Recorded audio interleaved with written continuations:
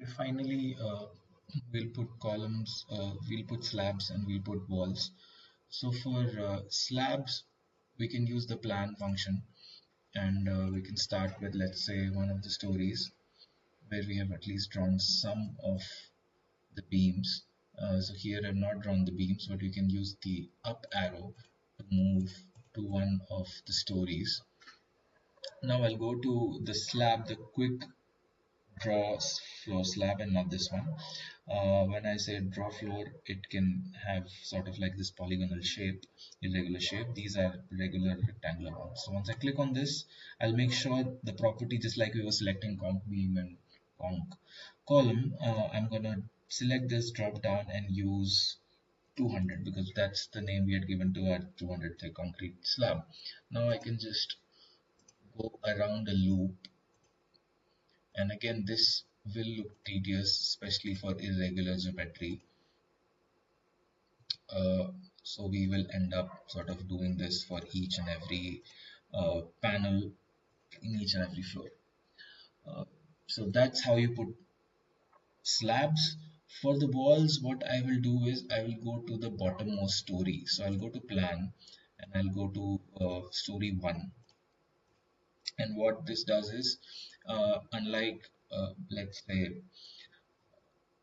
Revit, which will make walls from that selected story above, this will always make uh, below. So how do I make walls? I can go to either draw walls, where I have to draw lines. In our case, thankfully for our walls, we have just rectilinear straight walls. So I'll go for this quick draw walls option, where I just have to pick lines. So I'll go to quick draw walls, and again here I will go to 250 shear wall. That's what I'm looking at, and then I'll just select these. And this will only make, if we go to 3D, this will only make downwards from the story first to base.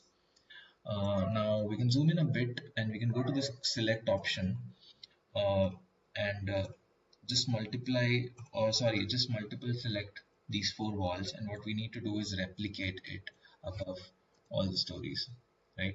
So once I've selected these 4 walls, you can see this dashed line coming, and I'll go to edit and I'll go here with replicate. The shortcut is Control L, right? So I'll go here, and there are multiple options and multiple ways you can array this or replicate this. So I'll go for story, and I'll select from story 1, story 2 till the basement, sorry, till story 14, which is all the way here. Then I'll click apply. Sorry, I think I have to hold shift. So story 2, story 13, and apply.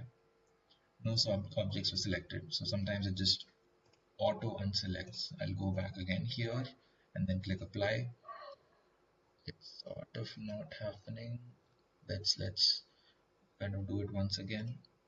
I will select these and I will go to all of these stories, including story 1, and just press OK. Okay, it's not happening. Let's just try once again. Select all these walls and click floor, this one, and that's okay. uh, the shortcut is Control R, so I'll select all these and Control R and story, and then this, and click apply, and yes, it happens. So it should happen for you.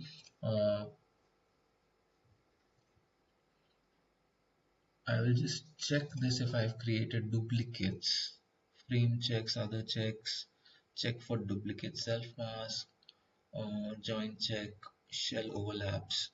I'll just go here and says model has been. This is just to recheck in for my case that if I've made sort of overlaps, but this seems fine. So that's how you make walls. If I click on it, right click, you can see that it is a 250 shear wall.